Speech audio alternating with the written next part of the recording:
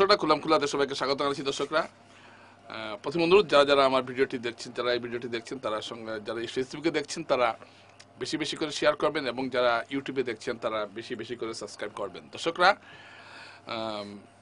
আপনারা দেখেছেন আমি যেটা ভবিষ্যৎবাণী করে খোলাতে করেছিলাম যে রাজ্যসভার টিকিটে কোনাদপুর কাস্তের সম্ভাবনা বেশি এবং হুবহু সেটা মিলে গেল। আমি পুরোটাই জানতাম, কিন্তু একটা কথা হলো যে কোনো প্রেডিকশন একজন সাংবাদিক পুরো জানার পরও তিনি পুরোটা বলতে পারেন না, সম্ভাবনার কথাটাই বেশি বেশি বলবেন। এবং কেন কোনাদপুর কাস্তকে বাছাই করা হতে পারে সেই কারণগুলো বিশ্লেষণ করা হয়েছিল। অনেকেই তখন বলেছিলেন যে কোনাদপুর কাস্ত কীভাবে আসে। তো যাই হোক, কোনাদপুর কাস্ত রাজ্যসভার প্রার্থী হচ্ছেন এবং দীর্ঘদিন পর একজন কর্ণেন্দু ভট্টাচার্যের মেয়াদ শেষ হওয়ার পর এই প্রথম বরাকে কোনো বাঙালি, মিশনরঞ্জন দাস পেয়েছেন কিন্তু পুরো সময়ের নয়, 9 মাসের জন্য, প্রথম কোনো বরাকের বাঙালি রাজ্যসভার সাংসদ হতে যাচ্ছেন। এটা বরাকের জন্য একটা বিরাট গর্বের ব্যাপার এবং আমি এই জন্য মুখ্যমন্ত্রী হিমন্ত বিশ্ব শর্মাকে ধন্যবাদ জানাচ্ছি এবং বিজেপি নেতৃত্বকে যে তারা এখানকার বরাকের মানুষের যে আবেগটা বুঝেছেন। এখানে দেখুন, অনেক হয়তো করিমগঞ্জের কেউ পাননি। এখানে করিমগঞ্জ আর শিলচর বলে লাভ নেই। মিশনরঞ্জন দাস যখন হয়েছিলেন আমরা খুব খুশি হয়েছিলাম। করিমগঞ্জ আর শিলচরের কি পার্থক্য, আমরা তো বরাক উপত্যকায়। আজকে কোনাদপুর কাস্ত হয়েছেন, অত্যন্ত সুখের খবর। এবং কোনাদপুর কাস্তের এই সাংসদ পদ প্রাপ্তিতে অত্যন্ত খুশি হয়েছেন তার বাবা, বিজেপির পিতামহ সাদৃশ্য কবিন্দ্রপুর কাস্ত। তিনি অসুস্থ, অত্যন্ত অসুস্থ অবস্থায় তিনি এই ছেলের এই উত্থানের খবর তিনি পেয়েছেন এবং তিনি অত্যন্ত খুশি। এটা আমরা পরিলক্ষিত করলাম। তো সব মিলিয়ে এবং আমরা দেখলাম যে বিজেপির যারা যারা আছেন প্রায় প্রত্যেকেই খুশি এই বিষয়টা নিয়ে যে যাই শেষ পর্যন্ত কোনাদপুর কাস্ত পেয়েছেন। দর্শকরা, আমি আজকে আমি একটু বিশ্লেষণ করবো আপনার সামনে কেন কোনাদপুর কাস্ত পেয়েছেন, কোন রাজনৈতিক বাস্তবিকতায়, কোন রাজনৈতিক প্রেক্ষাপটে কোনাদপুর কাস্তকে টিকিটটি দেওয়া হলো। রাজনীতিতে দর্শকরা কোনো কাজই কোনো কারণ ছাড়া ঘটে না, প্রত্যেকটি কাজের পেছনে কোনো কারণ থাকে। আজকে কেন কোনাদপুর কাস্তকে রাজ্যসভার টিকিট দেওয়া হয়েছে, এর অনেকগুলো কারণ আছে এবং এর পার্শ্ব প্রতিক্রিয়া এবং পাশের এটা দিয়ে মুখ্যমন্ত্রী হিমন্ত বিশ্ব শর্মা এক ঢিলে একটি নয় কয়েকটি পাখি মেরেছেন। কিভাবে মেরেছেন আমি আপনাদেরকে হিসাবটা একটু বুঝিয়ে বলছি।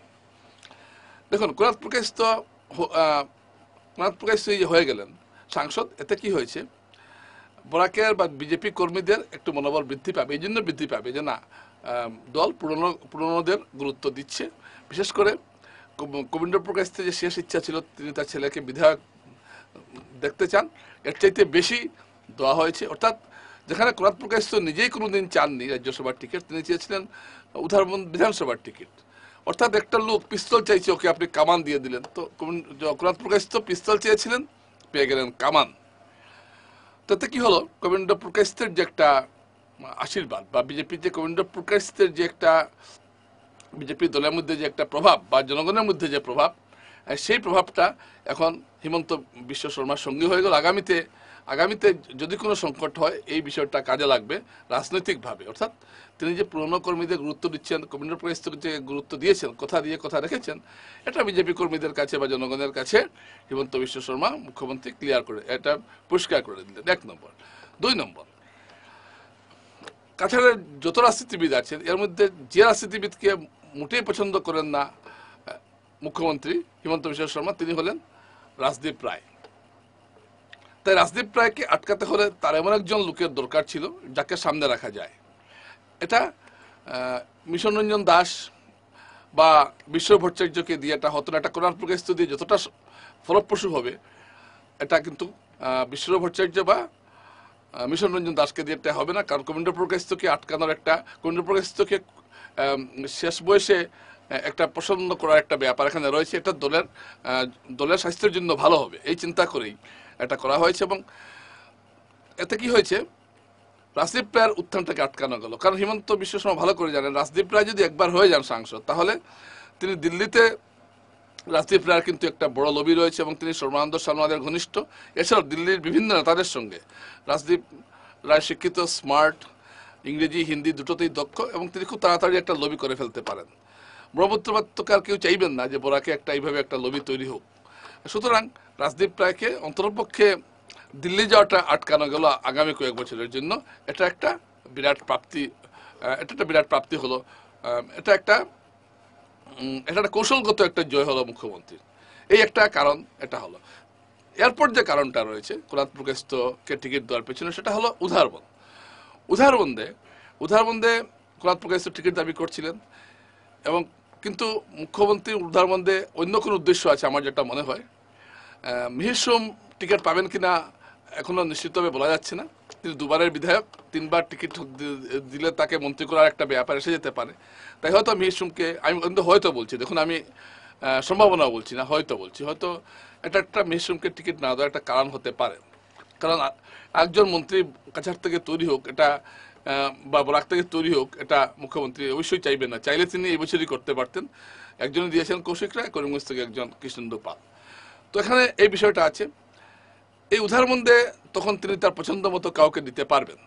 সেটা কেউ হবে না আমি বলতে পারছি না, সেটা রাজদীপ গোয়ালা হতে পারেন, সেটা ভালুর সোমকে যদি না দেওয়া হয়, কিন্তু ভালুর সোমকে না দেওয়ার মতো কোনো কারণ নেই। এই একটা ব্যাপার আছে, কাকে দেওয়া হতে পারে। আমি নামগুলো আজকে কিছু আনছি না এখানে, একটা আমি বলতে পারছি যেটা রাজদীপ গোয়ালাকে পুনর্বাসন, কিন্তু রাজদীপ গোয়ালা মনে হয় এখানে পুনর্বাসন দেবেন না, কারণ তাকে আগেও উধারবন্দ দেওয়া হয়েছিল। কিন্তু উধারবন্দের ক্ষেত্রে মুখ্যমন্ত্রী একটা এমন একটা সিট তার হাতে রাখলেন যেখানে যে কোনো বিক্ষোভ বা যে কোনো কাউকে তিনি যে কোনো সময় হাজির করতে পারেন। তো এই এই যে 3-4টা কারণের, এই যে 3-4টা কারণ কাজ করেছে কোনাত প্রকাশকে রাজ্যসভার মনোনয়ন দেওয়ার পেছনে। 3 নম্বর, এটা জানতেন হিমন্ত বিশ্ব শর্মা যে কোনাত প্রকাশের নামটা এলে কেউ বিরোধিতা করবেন না, এবং কবীন্দ্র প্রকাশ তো শেষ বয়সে এবং অসুস্থ অবস্থায় আছেন। এই অবস্থা তাকে টিকিট দিলে যে একটা সহানুভূতি পাওয়া যাবে, এবং সেই সহানুভূতির ঝড়ে কেউ আপত্তি করবেন না, এটা জানতেন। এবং তাই এখানে একই সঙ্গে একজন অনুগত রাজ্যসভার সাংসদও তিনি তৈরি করতে পারলেন। দেখুন, এগুলো কিন্তু খুব কাজের হয়। আপনি যদি ভবিষ্যতে মুখ্যমন্ত্রীর পদ নিয়ে কোনো দর কষাকষি হয়, তখন কতজন সাংসদ কার পক্ষে আছেন এগুলো কিন্তু বিচার বিবেচনা করা হয়, তখন নিঃসন্দেহে কোনাত হিমন্ত বিশ্ব শর্মার পক্ষই টানবেন। এরকম পরিস্থিতি কিন্তু তৈরি হবে 26-এ, আমি আপনাদেরকে বললাম, এবং হওয়ার মতো ক্ষেত্র প্রস্তুত হচ্ছে। আপনারা দেখবেন অনেক পট পরিবর্তন ঘটবে আসামের রাজনীতিতে। আপনারা দেখতেই পেলেন বরাকে কি ঘটলো। কেউ কি ভেবেছিল কোনাত প্রকাশ তো পাবেন? সবাই তো ভেবেছিলেন হয় রাজদীপ রায়, না হয় মিশন রঞ্জন দাস পাবেন, অথবা বিশ্বভট্টাচার্য নামটা পড়ে এসেছে, কিন্তু মিশন রঞ্জন দাসের আবার দেওয়ার সম্ভাবনাটা ছিল, নাহলে রাজদীপ রায়, এরকম কথা শোনা গিয়েছিল। কিন্তু বাস্তবে কি হলো, হয়েছে এটা না। তো এই সময় এরকম ঘটনা রাজনীতির মধ্যে ঘটে, এবং এটাই হলো রাজনীতির একটা তাৎপর্য। এবং মুখ্যমন্ত্রী এখানে অত্যন্ত দক্ষতার সঙ্গে চালগুলো চালিয়েছেন, যাতে তার প্রত্যেকটা উদ্দেশ্য সিদ্ধ হয়, এবং এটা হয়েছে। তার বরাকের রাজনীতিতে বা কাছাড়ের রাজনীতিতে বিশেষ করে তার যে অবস্থানটা আরো মজবুত হলো, তার নিয়ন্ত্রণটা আরো মজবুত হলো। তো তার যে বিরোধী গোষ্ঠী আছেন তার থেকে তার অবস্থানটা উজ্জ্বল হয়েছে। তো আর এমনিতে একটা কথা বলতে হবে, কোনাত কিন্তু একজন যোগ্য হিসেবেই এই দায়িত্ব পেয়েছেন। কারণ কোনাত প্রকাশ, এখন দর্শকদের আমি একটু কোনাত প্রকাশ সম্বন্ধে না বললে আপনারা বুঝতে পারবেন না, কারণ অনেকে নতুন প্রজন্মের আছেন। কোনাত প্রকাশের পরিচয় শুধুমাত্র যে কবীন্দ্র প্রকাশের ছেলে এমন নয়, তিনি সংগঠনের বিভিন্ন দায়িত্ব পালন করেছেন, এখনও তিনি প্রদেশ সম্পাদক, এবং বিভিন্ন সময় দলে বহু দায়িত্ব পালন করেছেন, এটা আমরা দেখেছি। এবং বাবার সঙ্গে রাজনীতিতে তিনি সবসময় ছিলেন। শুধু বাবার সঙ্গে নয়, তিনি দলেরও বিভিন্ন পদ, কম বয়স থেকে তিনি যুব মোর্চা থেকে তিনি করে আসছেন, দলের বিভিন্ন সংগঠনের দায়িত্ব তিনি পালন করেছেন। এবং 2011 সালে তিনি টিকিট পাওয়ার খুব কাছাকাছি চলে গিয়েছিলেন, কিন্তু শেষ পর্যন্ত টিকিট পেয়েছিলেন রাজদীপ রায়। 2016তেও তিনি টিকিট পাননি, না শিলচরও পাননি, উধারবন্দও পাননি, 2021এও পাননি। কিন্তু এই সময় যে পাননি, এই সময়টুকুর মধ্যে তিনি কিন্তু একটা খুব সংযত ছিলেন, কারোর সঙ্গে বেশি কথা বলতেন না, একটা জিহুজুর টাইপের ছিলেন তিনি। কোনো ধরনের বিতর্কমূলক মন্তব্য করা বা আগ বাড়িয়ে কিছু বলা, যা দল নির্দেশিত, তো এমনভাবে ছিলেন যেমন কি বলে, একটা ভেড়া বেড়ালের মতো ছিলেন, যাতে তাকে কেউ কিছু কোনোভাবে যাতে কেউ কোনো কিছু তাকে না বলতে পারে। একদম নিষ্ক্রিয় থেকেছেন, অথচ সব কাজ করে গেছেন, যে যা নির্দেশ দিয়েছেন। তিনি কৌশিক রায়ের অধীনে কাজ করেছেন, তিনি উদয়শঙ্কর গোস্বামীর অধীনে কাজ করেছেন, যা বলেছে সেটাই তিনি করেছেন। এর ফলও হাতে নাতে পেয়েছেন।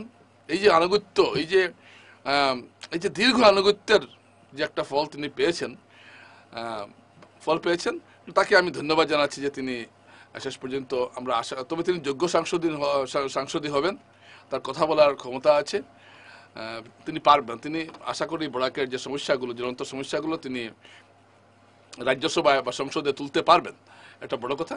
দর্শকরা, সবশেষে আমি আবার বলছি যে আমরা যে ভবিষ্যৎবাণীগুলো করি 90% মিলে যায়, এবারও মিলল দেখলেন। যেগুলো কথা বলা হয়েছে আপনারা দেখবেন এই খুল্লম খোলা চালু হওয়ার পরে সবগুলোই মিলছে। কেন মিলছে? কারণটা হলো আমরা বিশ্বস্ত জায়গায় ঠিক বিশ্বস্ত খবরের লোক রাখি এবং সেখান থেকে খবরগুলো আসে। আন্তাজে কোনো খবর করি না যেটার কোনো ভিত্তি নেই বা কারো কেউ কোনো প্রভাবিত করে কোনো খবর করাতে পারবে না। এটা হলো ঘটনা। অনেক অনেক ধন্যবাদ।